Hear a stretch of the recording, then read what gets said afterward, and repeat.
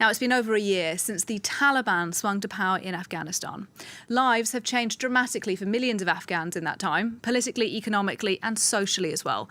And our senior reporter, Norris Trent, has witnessed many of those changes firsthand when the Taliban seized power in August last year and more recently for the one-year anniversary of their seizing of power. You're with me now in the studio, Catherine, and thanks for joining us.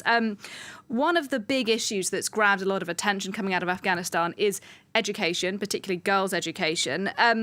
You've been looking into that. Tell us what it is you found.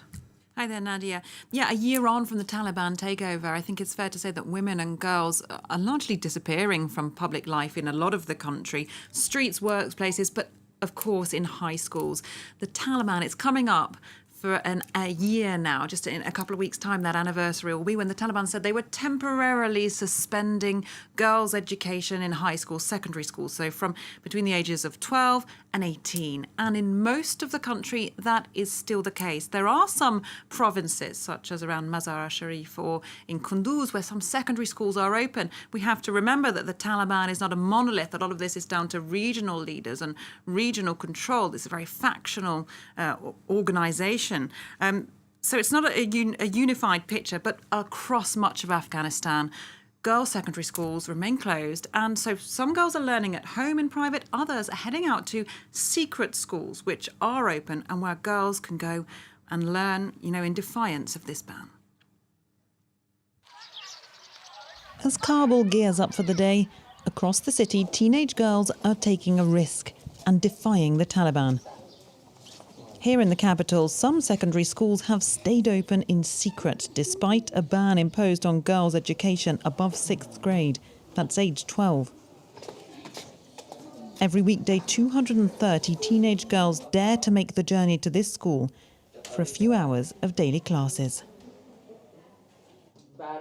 We came here always with fear that how will be today, that most of the times we are afraid on the street, on the road, but I don't want to be illiterate. I have a lot of dreams and I have a lot of hopes. I don't want to sit at home because sitting at home is wasting the time.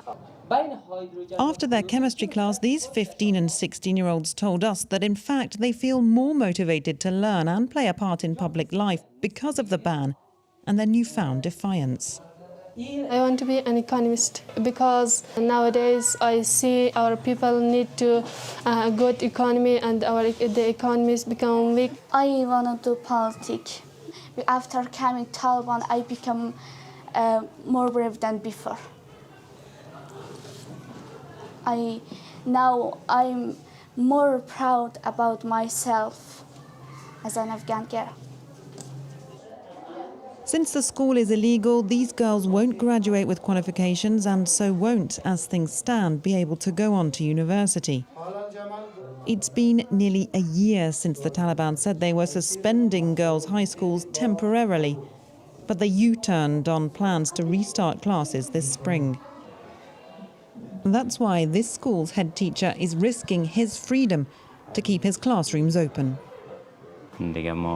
We don't have any power at all. They could throw me in prison. We've been waiting for 1 year now. What we're doing, it's like a soldier who only has one bullet left and who's using his very last reserves for the hope of a brighter future. Despite international pressure, schools for older girls are only open in a handful of Afghanistan's 34 provinces.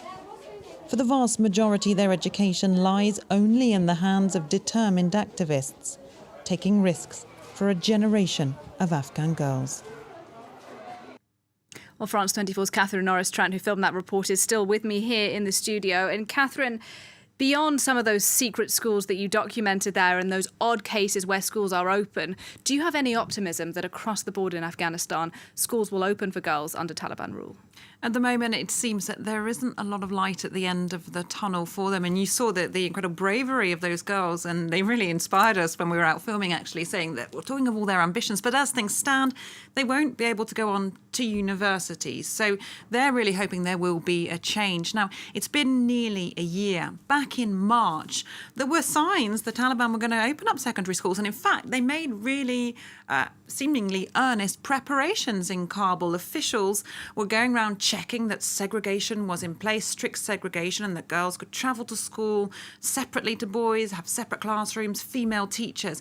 And in fact, some Taliban officials seemed genuinely surprised when, as girls arrived at school, it was announced to them that in fact the Taliban leadership was backtracking on that decision and that they weren't going to be allowed back in the classroom. So some very sad scenes then. And it seems from talking to people in Afghanistan that there are some high-level clerics surrounding, it's said, reported the Afghanistan's supreme leader, who are just opposed to the idea of older girls receiving education in schools.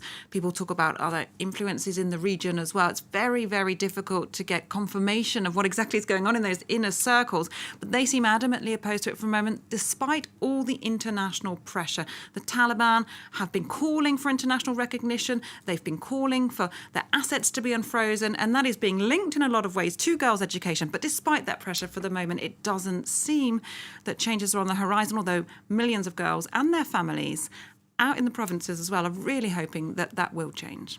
All right, well, thanks very much for your reporting. Norris Trent, our senior reporter, for us there.